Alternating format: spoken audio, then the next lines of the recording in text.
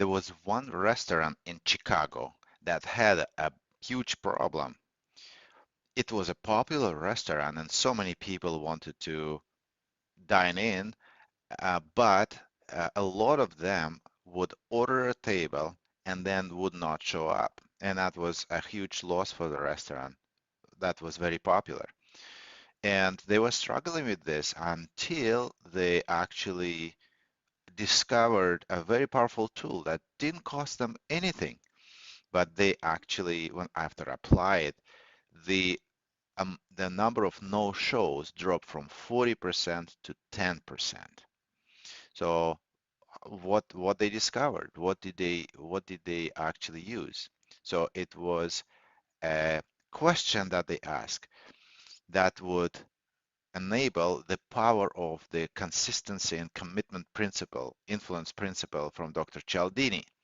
So when they had a phone conversation with the customer, they would ask them what they need and they would order a table. And in the end, they usually typically would say, please call us if your plans change and don't you won't be able to show up. And that was somewhat effective, but still they had about 40% no shows. So what they did, they changed that question that they ask. And instead of asking people, please call us, they started to actually ask, will you please call us if your plans changed?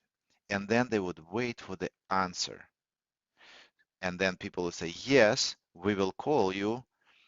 They, the customers would actually make the customers make a public, voluntary, and active commitment to actually pick up the phone and let them know that they are not going to show up because their plan changed.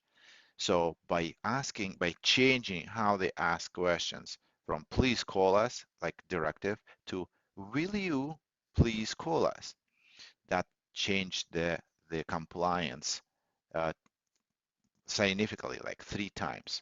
So what can you do about this to improve the effectiveness of your meetings? Because meetings consume a lot of time, and effective meetings are so important. If people come to the meeting unprepared, it may waste everybody's time, or worse, it can send the whole group into the wrong direction, and you don't want it. So if you're an organizer and you are holding a preliminary introductory meeting with people, in the end, you want to give people some tasks to complete by the next meeting. Before the meeting is concluded, ask this one question. Will you be able to complete your preparation task by the next meeting? And ask individually each person who is assigned a task, who has responsibility for task. If they say no, provide them necessary sources, time, expertise, so they actually can complete it, whatever they ask. And if they say yes, I will be able, then it will be a public, active, and voluntary commitment to be prepared by the next time. And what you can do on top of that, you can actually ask them 3 times, so to speak. So the second time you can say, you can use the label from FBI hostage negotiation tools and say, sounds like you are going to be ready by next time, and let them confirm. And don't don't allow just a nod. Um, don't be satisfied with that nodding. Let them actually say it out loud. And if people have a history of not completing their tasks, and they didn't complete their task before, you can ask a third time. You can say, will you let me know ahead of time if your task is under risk of not being completed, so we can actually mitigate that? And let them confirm, let them positively commit to letting you know ahead of time to ensure that your next meeting is successful.